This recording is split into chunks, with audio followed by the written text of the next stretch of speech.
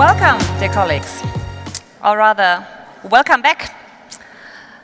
Katharina Herrmann, Head of HR at 50 Hertz, representing the BPM today. And I'm very happy to see you all here for the second part of our big Rethinking HR threesome today, the panel discussion. So just before we have introduced to you the model and the essence of our finding in our joint study project, where we come up with 4 focus areas of HR for the future. They will be up on screen later, but they're kind of technical and, of course, a bit theoretical. So we are trying now to provide you with some inspiration, with some insight, with some lessons learned, and with lots and lots use cases of organizations who have started their transformation journey and who are actually moving into a more agile, into a more HR-focused world. So this is the goal of today's session. We'll have a panel with 5 senior HR practitioners, well, 4 and 1 academic, who will share with you their stories. And the good thing is you can ask questions. So start thinking about your questions now, because all of a sudden, in the middle of the discussion, I will actually hand over to you and let you do all the work of interviewing the panelists.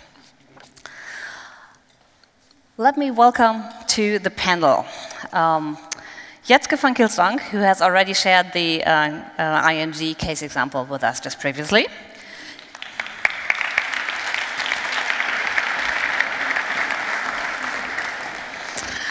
Katrin Krömer, Head of Development at Deutsche Bahn. Are you over there? Yeah. Kerstin Artenberg, VP HR and Communications at Borealis. I don't know. No. Christian Schmeichel, SVP and COO Global HR as SAP. And Christian Gärtner, Professor of Business Administration at Quadriga University. Welcome.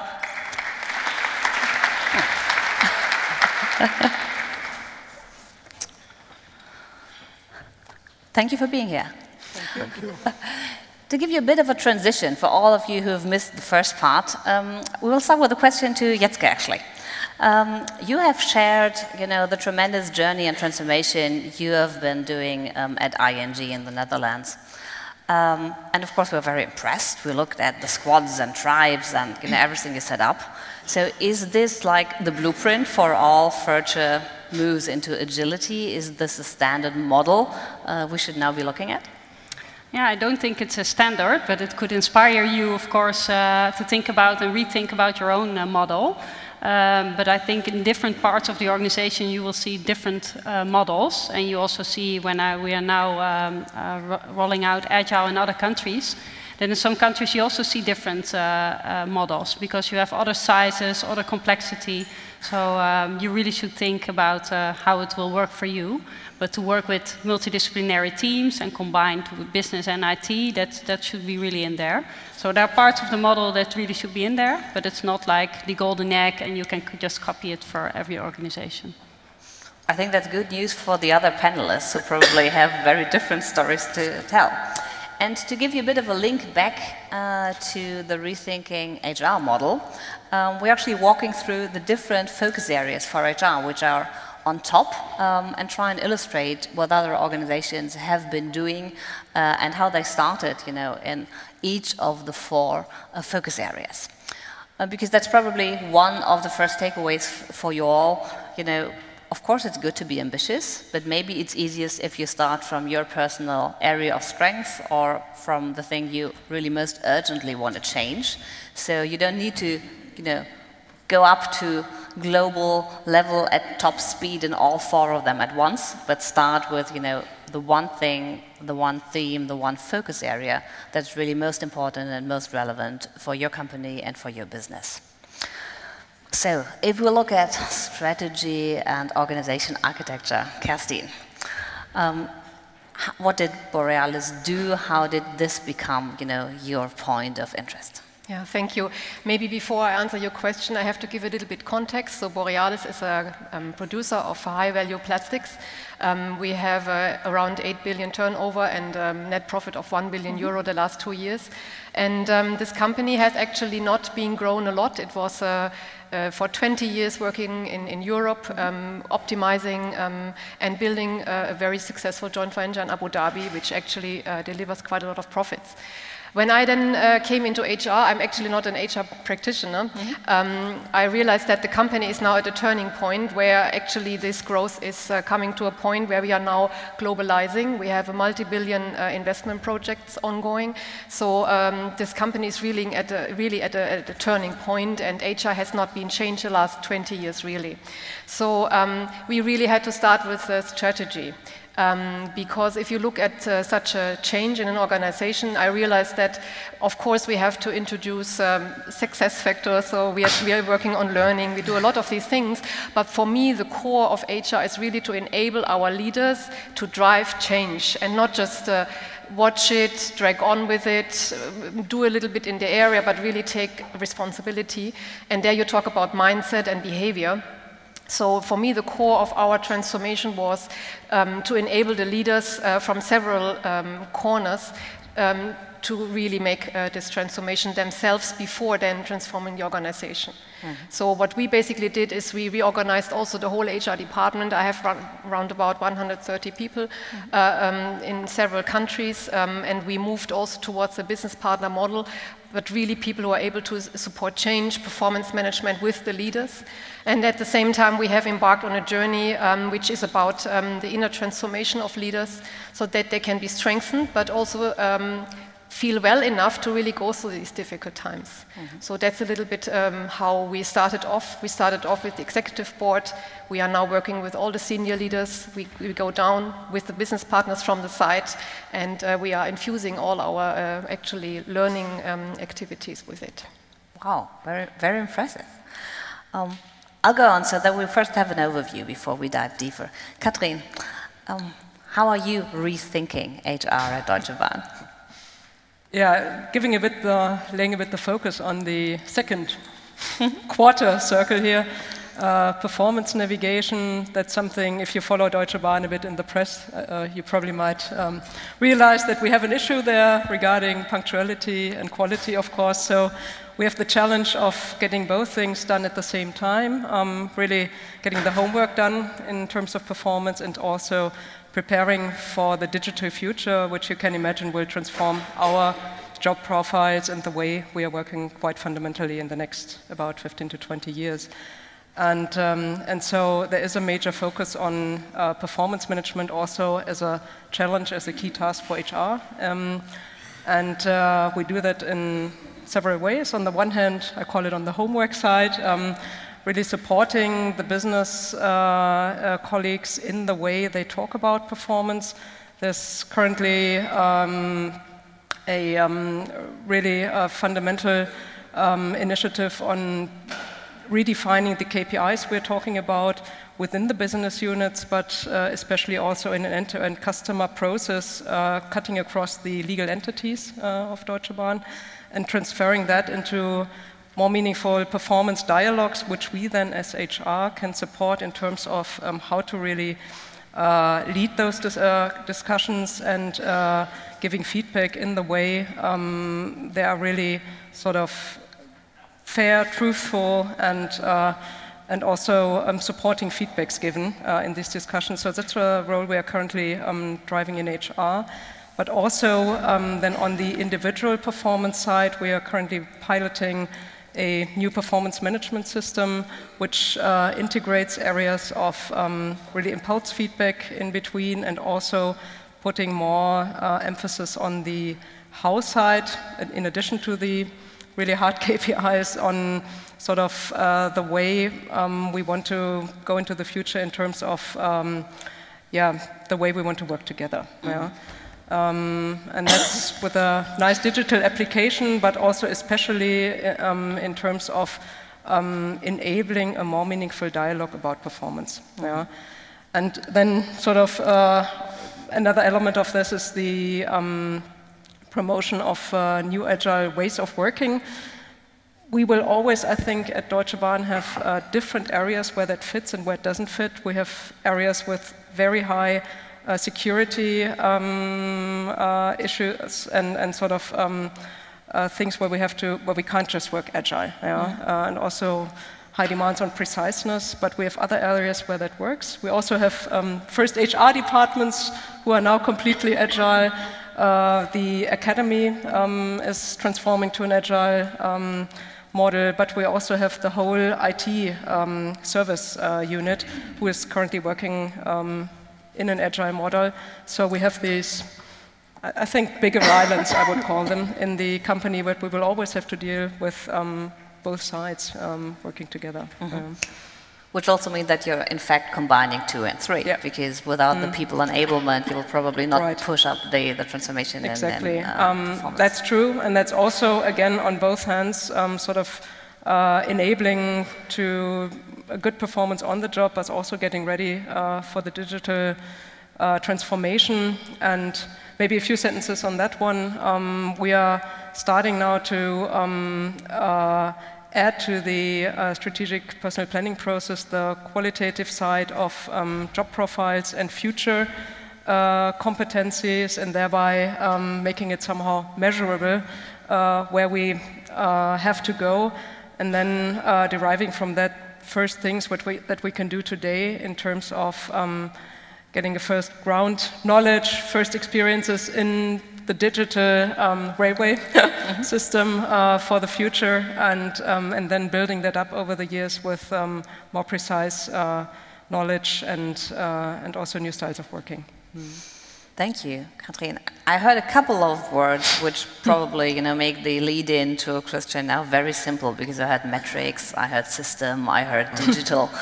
And if you look at the model, the HR platform and solutions are really on the base of all 3 of the other focus areas. So it's not just the one nerd in the corner who's doing something fancy with a computer, but the idea is really to use your core data to enable and enhance all of the functions and the focus areas above. How does SAP do that? Not for its customers, but for itself. Yes, that's a very good question. Thank you, Katharina. And as you say, SAP is, of course, doing this also for its own. So at SAP HR, we are also driving an HR transformation for quite some time. And in this context, as we probably all do, we start with a business strategy. So we need to fully understand what does this business need. We're having 90,000 people across the globe in more than 130 countries. And this means there's a strong need for very solid HR processes. And as we all know, the world around us is changing. We have all heard this a zillion times. And this means by the year 2025, at SAP, we will have more than 80% of digital natives in our workforce. This means a completely different mindset, a completely different expectation when it comes to HR services. So what we have done is we have tried to come up with a completely different HR business model with a completely different platform. No surprise, at SAP we are drinking our own champagne, so we're using success factors in this context. And this is not an advertisement for success factors, but we are using it as a, let's say, Formula 1 test driver for our customers. And we are doing this in a very intense way. And therefore it's important to us that we really see what is needed. As we all know, if you have digital natives, they expect from an employer of choice, something which is easy to use, available anytime, anywhere. And this is something which you need to do from a platform perspective. And if you want to come up with solutions that are really fitting the needs of the consumer, in this case the manager or the employee, then it's important to understand what they want. This is, from our perspective, only possible if you take a look at data. So if you want to run HR like a business, you need to understand on a fact and figure base what they want. So what we are trying to do, we try to become an HR-driven or a data-driven HR organization. And this means, of course, you need to understand what HR folks need also to work with data. Because let's face it, we all know a lot of us, a lot of people in HR have also joined HR because in the first place they didn't want to be so close to the data all the time. So therefore, what we are trying to come up with a very strong curriculum. For us, it's important that everybody in HR understands where to find the data, how to interpret the data, how to visualize the data, and how to tell the story about the data. And if you're doing this, we feel that you can run a very effective transformation based on a solid platform with good data to run HR like a business. I'm happy to hear there is still storytelling, so it's not yet the computer talking by itself. That's very true. Very good. So those were kind of the first 4 examples, including ING. If I look at the other Christian, you're kind of the academic, which gives us the overview of the entire landscape now. So are those typical HR transformation stories, or are there any other highlights you've encountered during the study? Mm-hmm. So basically what we do as scientists, we gather data, and that's what we did with you. So I'm quite sure that some of you had populated the BPM study that we issued earlier this year. We were looking into studies from abroad, studies from UK, studies from the US, but we also had in-depth discussions with our MBA students. And so what we found is that the topics and the dimensions that we describe within our model, they are somehow valid. Nothing is completely new what's in there, but it's valid because it drives most of the people. I think I've heard several times that rearranging the performance management system, unbundling the idea of having a performance feedback from getting the bonuses or the compensation issue from the table. So I think we've seen that with the guys in this discussion. We had Unity Media last time, GE is doing it, Microsoft is doing it, Intel is doing it, so you can just have a look at all the different companies, and they are trying to rearrange their performance management. That's why it's in there. And another pattern that we see is that they are doing this by the use of digital technologies, be it SAP or probably some other service provider like Oracle, Workday. Sure that you've heard about them. So that's why we are quite sure that this substantiates our idea that the platform is really a platform. Now this is still quite broad and general. Now let's go into more details. I think what we also see is that they are picking one specific topic for a start. They are piloting something. And then this topic is something that is of crucial impact for the business. But it's not super critical, because you always have to think that you will learn, there will be some mistakes, so you won't ruin the whole business. So find a topic, be it performance management, be it retention. If you do have staff turnover of below 1% or around 1%, then finding the lever risk by doing some people analytics, that's not an investment you should do. So, but find the one project that is of importance for the business, but not super critical, and then start building up own capacities. I think that's what you did within the HR function, training them on people analytics. We've seen that with Zalando and Vodafone, who did the robotic process automation thing within HR. So they had dedicated IT resources within HR. HR does not have to go to the shared service center and ask for, I need some software developers. Can you help us? Yeah, let's meet again in 2 months from now. They have their own IT resources. They get their own experts. So building up capacities within HR, and probably have them act as a SWAT team or a squad team or whatever you would like to call that, agile, cross-functional team that is taking care of, let's say, the implementation of a new performance measurement system. So I think that's what we are quite sure that this is not a bad model, it's not a totally new model, substantiated with some data and some more insights about, well, where to start and how to start. Mm-hmm. Once you get going, thank you, Christian, you know, that's going to be new. It's a new approach, you'll have new questions, you'll have new conversations, you're probably aspiring to a much more prominent role, because, let's be honest, that's of course behind the effort. What are some reactions you've received from the business side? Jetske, if you remember, maybe the first day of the new way of working in HR. What happened? What did the internal customers say? Yeah, I think it already started when we were experimenting within our sales organization to do this on an agile way within HR. And then you were really on the table from the beginning. So you were really designing together. You were really the business partner of the business. And they also saw the added value. Because changing a mindset, and that's where agile is all about, that's the expertise of HR. So you really could bring a lot of added value to the table. And that's where the business also really saw, like, oh, and you do this on an agile way, so you're really co-creating. You're not like in an ivory tower and thinking about stuff for a month. You're really delivering very fast and frequent. And also fail fast and succeed harder. So that's also what we did. And you do this together with the business. So you're so close. So you're almost, it's not like a silo anymore. So with HR somewhere in the building, you're really together also on the working floor. So it's the cross-functional, you see it then. Yeah. Cassie, you described how you actually, engage the entire leadership team to get the journey going, and how you're cascading down to the organization. What were some initial reactions to that approach? I mean, because it feels a bit traditional, start from the top and then cascade downwards. Well, it's not really cascading, but you have to start from the top because they have to lead by example. You cannot really change anything if the top doesn't actually play a role modeling function there. Borealis is a little bit a strange company, I think. We have a very, very strong culture, and actually to preserve and develop our culture, we see actually as an asset, like we see our actually real asset as an asset. So when I took over the function, my CEO told me, the most important thing for me is not that you reduce costs, you will also have to reduce costs. The most important thing is that you develop the culture. So there is a strong pull in the organization. They all knew they have to do something. They have to transform themselves and the company, but they didn't know how. So actually there is a lot of pull in the organization, a lot of openness, because we work already for quite a long time on behavior and culture. And they're very happy that they have something tangible now, which actually starts to be a virus in the organization. So there was not a lot of difficulties, actually. Wow, fascinating. I'm looking at the other panelists. Do you have similar experiences?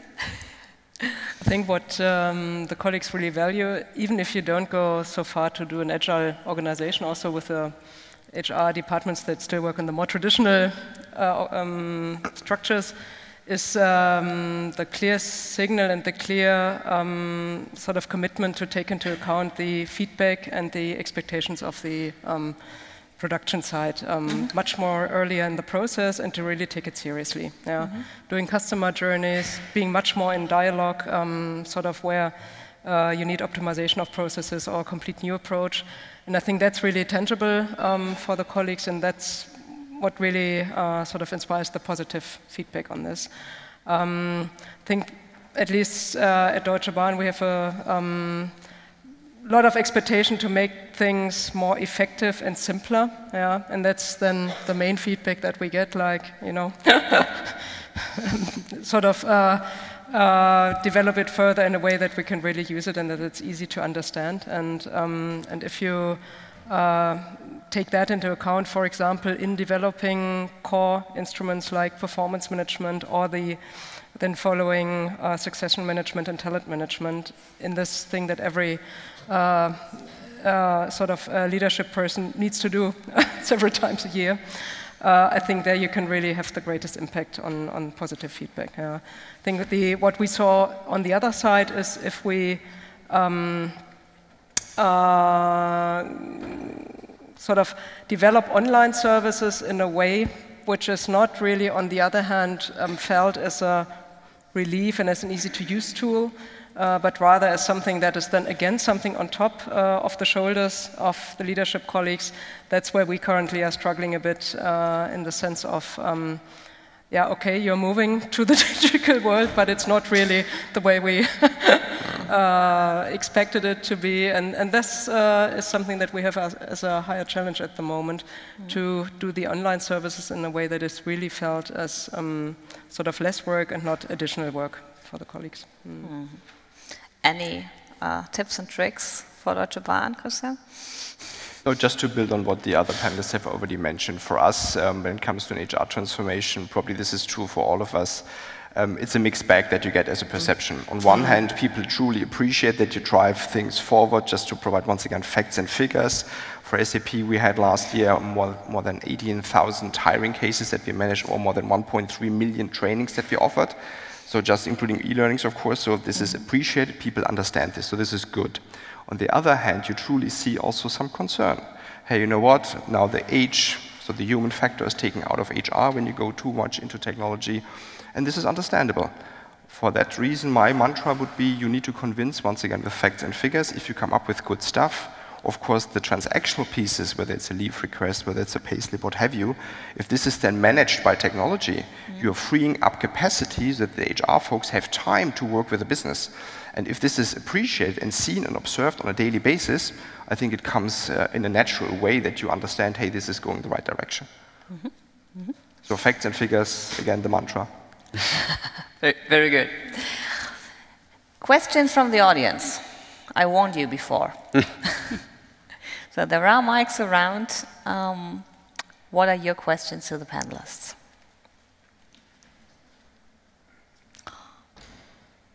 We will not let you have lunch or any other beverage before we have had at least 3 questions.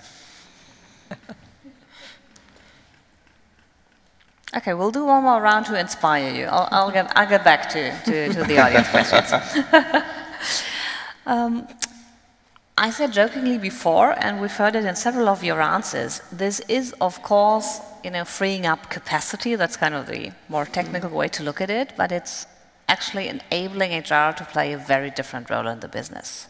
If we really take the platform and solutions part serious and get rid of all the paperwork, so the idea, the basic idea, of course, is to then be, a thought partner, sparings partner. I'm not saying business partner, and really, help the business along, work more into strategy, organizational development, etc., etc.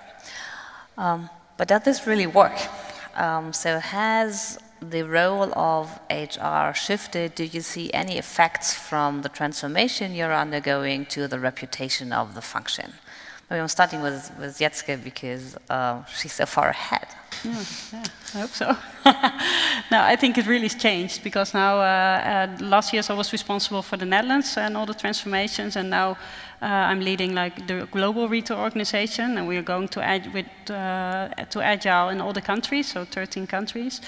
And there you see that you're also, from the beginning, you're on the table, and also the HR functions in the countries. So I really challenge them also to be there, and not that consultancy firm or other people from the business are leading this change, but you're really stepping up as HR, and you are responsible to lead this change. And I think then they take you also seriously, and I think it's really helpful if you start pioneering and experimenting with your own department as soon as possible, because that was really helpful. And I think we continue also with this. So even if we have leadership programs or performance management programs, we first go through it by ourselves before we let the business go through it, and that then you learn a lot. For example, also the selection process. We did first within the business, and then afterwards we had the reorganization within HR, and then I went through it by myself, and I was like, oh, did I design this process? Then you really experience it, and then it's different. So I think that's really good if you, design programs. So first go through it by yourself also. And then you will really taking seriously. And even if it's the board program, just go there, ask your senior HR people to really go through it, challenge the program, and then make it better. Mm-hmm. So drink what you, or have the same drink you're actually preaching to others. Yeah. I get that. But the people enablement is, of course, a very, very big issue, I guess, huh? Because if the role of HR is so spectacularly different, the individual profiles will be very different. Question, how do organizations typically cope with that? So I think I would like to add on what the other question was mentioned before, the power of data, so to say. And I think what we have to learn is that there's not data on that one hand side, or systems, digital technologies, and on the other hand side, there's the soft people-oriented HR work. I think they do have to come together.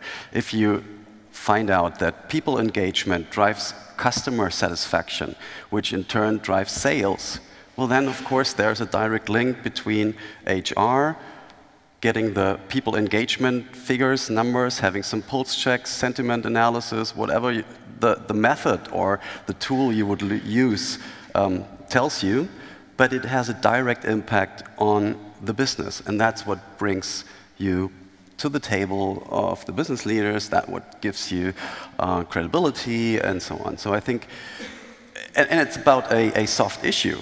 And but it gives you the hard substantiated facts why this is important to put more money into it, to put more resources into it, to come up with more benefits if you found out that benefits drive your employee engagement. But you should stop the guesswork and put some data upon it.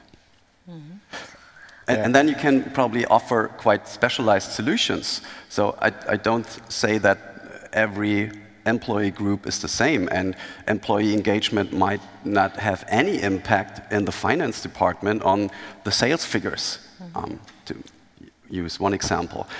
So you have to come up with an individualized approach for the finance, the sales, the HR itself, and so on.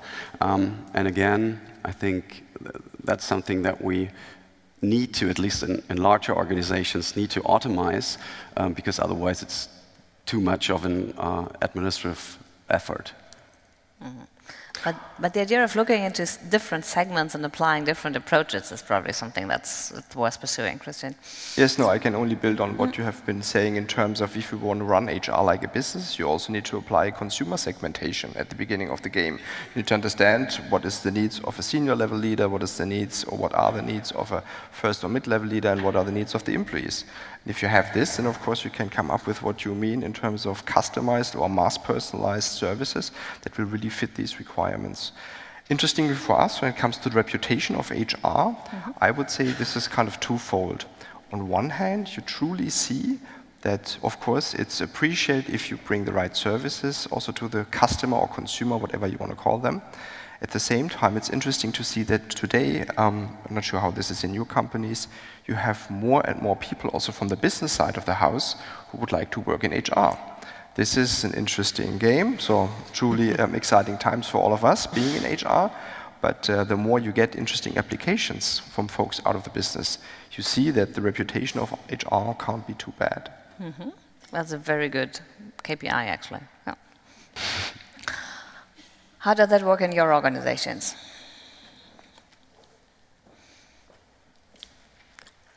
Maybe during the break I got a question, so I repeat it. Maybe that's helpful.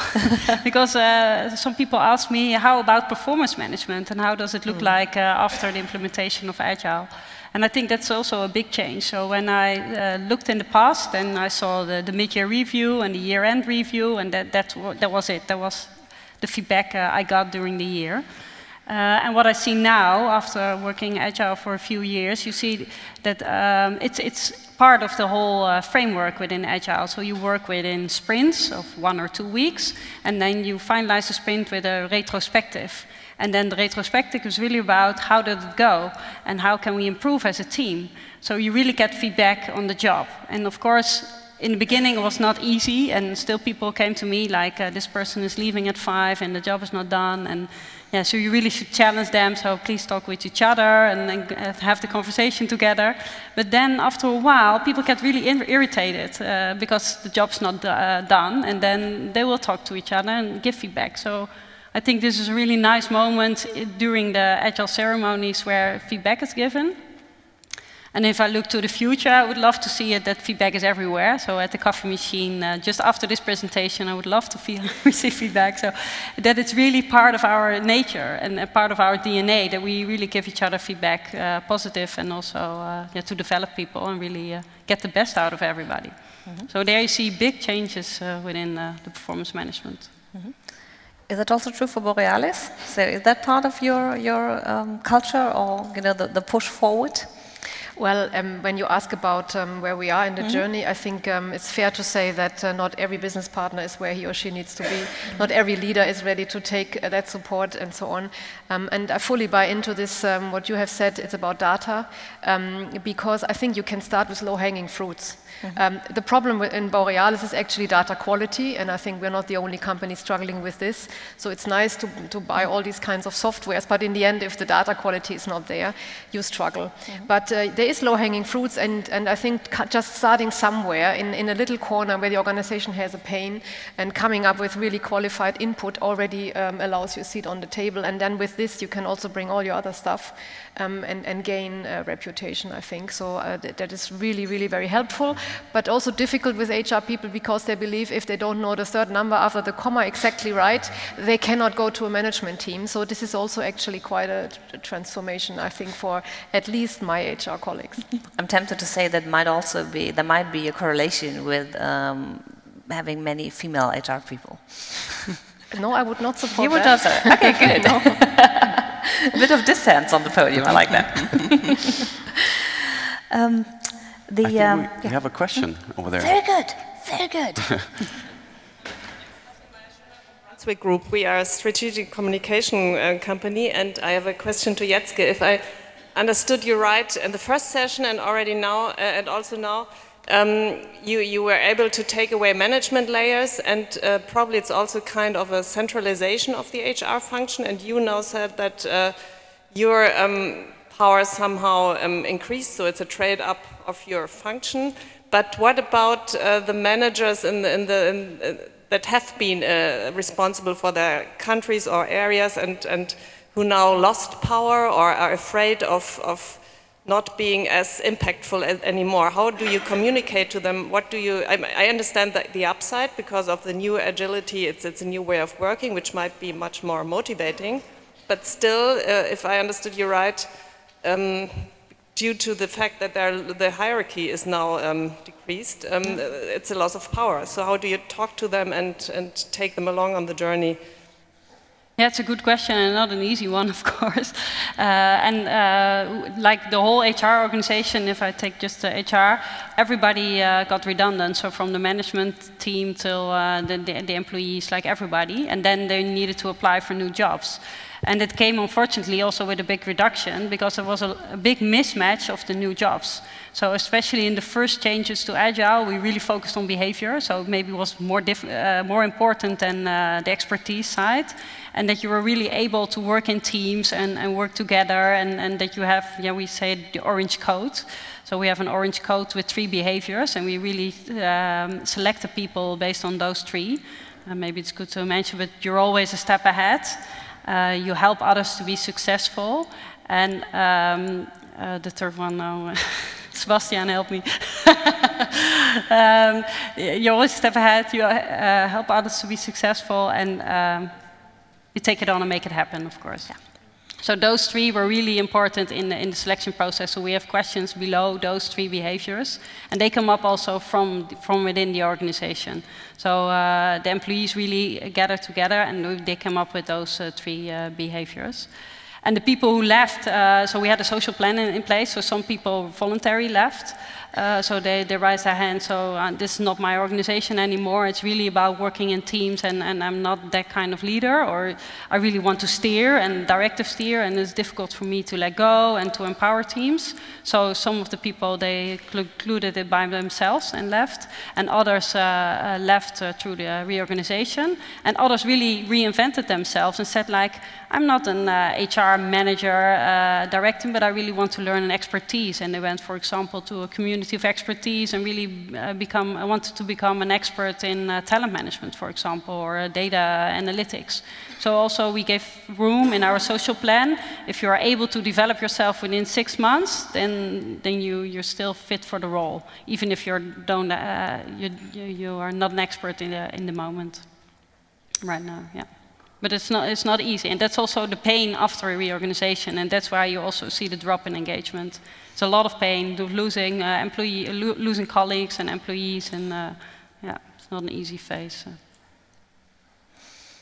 But I see maybe one thing to add. I see also in other countries, for example, now in Spain, we didn't do a selection process. They really did performance management very well. So like a half year before, so they really were driving their performance management cycle. So they changed to the agile organization only with changing roles, but they didn't do a thorough selection process. And it has advantages and disadvantages. Yeah. More questions, now that the ice has been broken. Yes. Hi. One question regarding strategy and organization architecture. So beginning or HR sometimes tends to build own strategies in their own silos. So how can or which kind of questions can we ask the business to build our strategy for organizational changes or to be more agile? Well, if you ask me, it's not so much about asking questions, but sitting really at the table when they develop the business strategy and proactively bringing the HR side into it. Because sometimes you do observe them developing strategies without keeping the HR or the people topic in mind. So proactively sitting there and doing it and co-shaping actually the strategy for me is the success factor. Because if you just ask questions later on, you are just following and then you are trying to basically solve what they think they should do. I think you must be from day one in the discussion and bringing your expertise to the table to ensure that the strategy is built, including the people element. But then in that discussion you would ask, do we have the right kind of people, or what exactly is the skill we need to develop? Are we aware that the competence we are all building on for the strategy is lacking in this part of the organization? So this is what you would, for example, bring into the discussion. That's a little bit the traditional way. Of course, that's the strategic workforce planning questions you would need then to implement. For me, it's really more, are we able to change? Are we going to get there? Do we have really the people on board who can now start doing this? Do we have the capabilities to transform ourselves to make this happen? So it starts for me a little bit earlier. And then later on, you come more to these implementation questions from my point of view. Just trying to make it more concrete, yeah. Any other experiences in co-shaping the strategy? No, I can only echo what was said by Katrin. I think at the end of the day, it's number one, important to be at the table. Number two, to have, for example, a point of view also as an HR function, to bring this into the conversation. And number three, if you ask one question, what does success look like for the business from a people and org standpoint? And then probably we'll get a lot of feedback. And this is then, of course, to be absorbed and to be put on a timeline to see if this is feasible or not. This is the way how I feel these conversations can go. So I would actually add on that. I understood your question a bit like asking the questions on how to transform HR, right? Like, right. Yeah, and I think I would start from your third question there. What would help the business to be successful? And then derive it from there. I think that's the most promising way of getting into the dialogue with the colleagues from production to further on develop the HR instruments. So in the US, they have this old saying, HR is not about HR.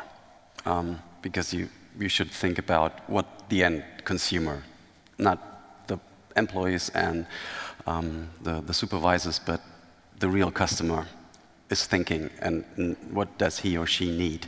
And then helping the business to serve the customer, which is a mind shift, I would say.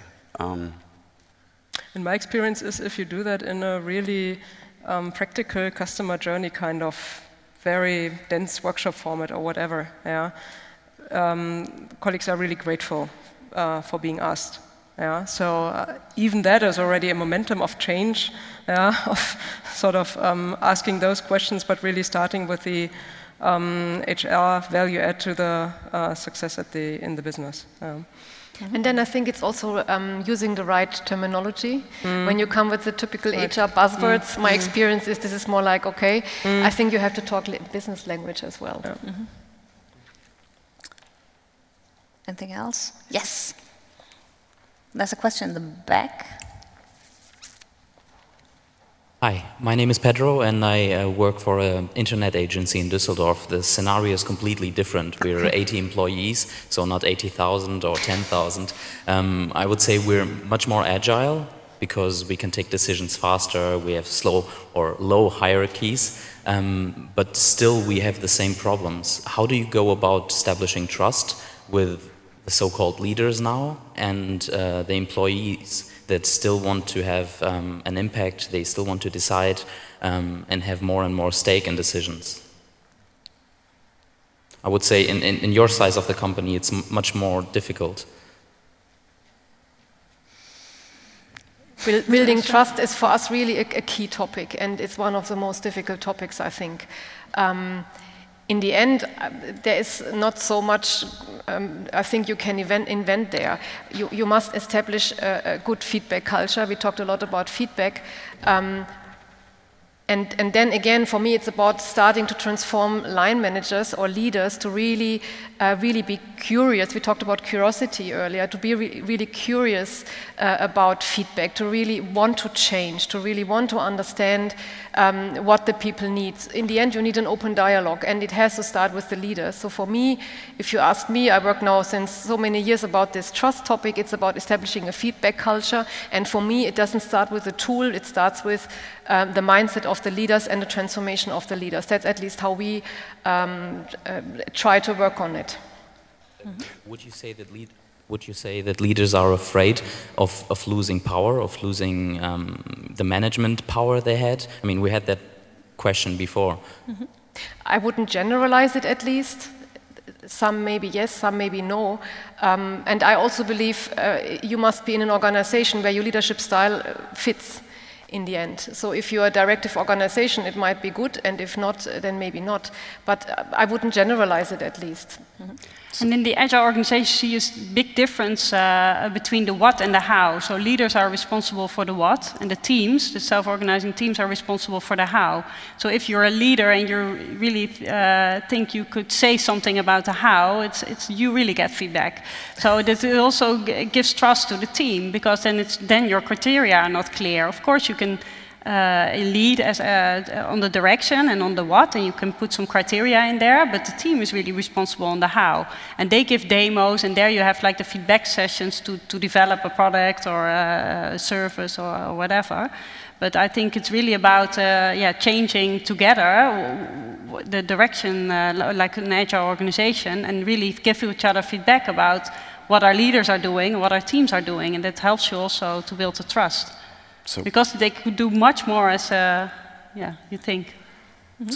Just from a research perspective, if it is useful for you, there are 3 factors that research finds are the most important drivers for building trust. It's integrity, benevolence, and ability. So integrity, do what you promise, don't overpromise, deliver what you've been promising. The second, benevolence, which is much more easier in German.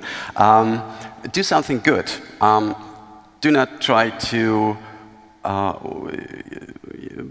behave opportunistically and trying to slap the other behind its back.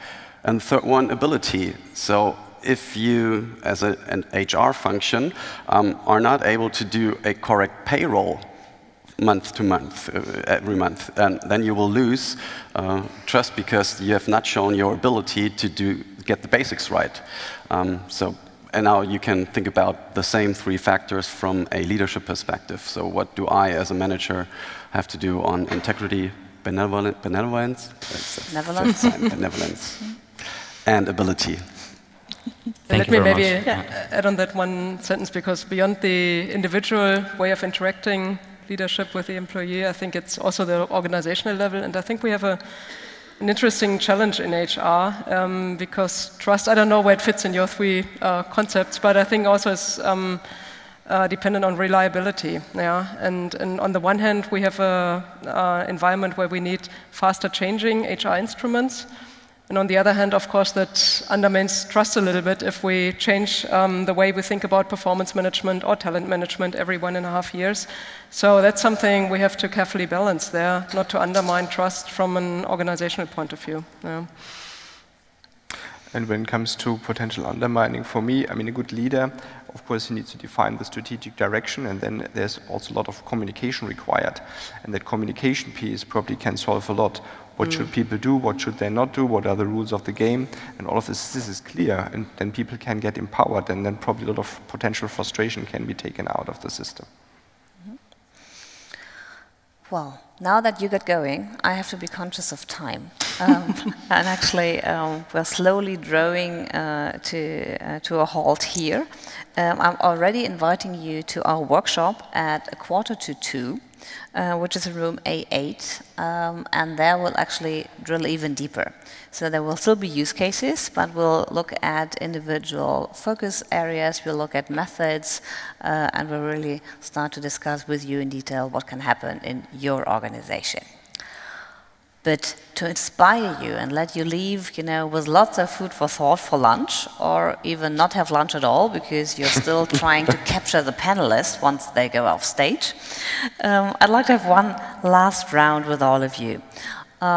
Given I've seen some notebooks out, so what is the one piece of advice you would give to our audience? I'm starting with Jetske, so you can slowly work your way towards me. Yeah, I think I mentioned it before, but take the first step and start with yourself and start experimenting. That would be my advice.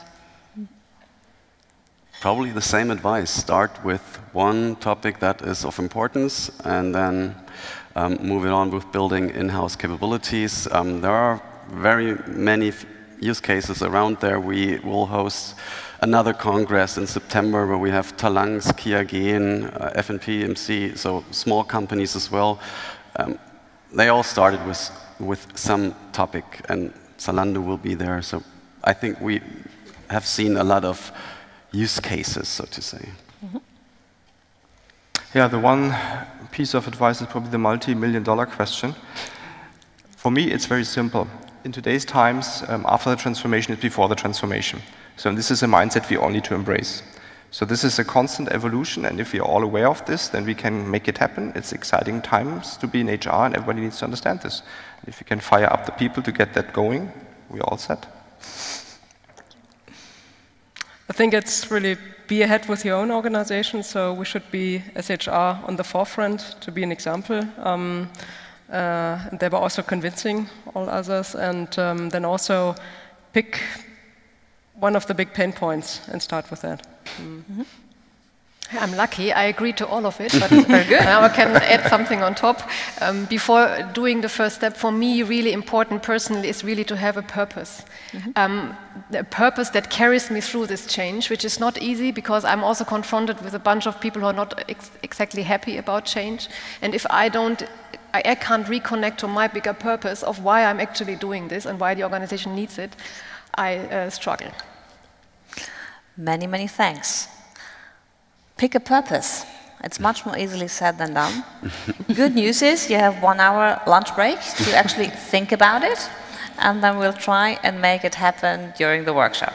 So thank you very much for being here, and most of all, thanks to the panelists.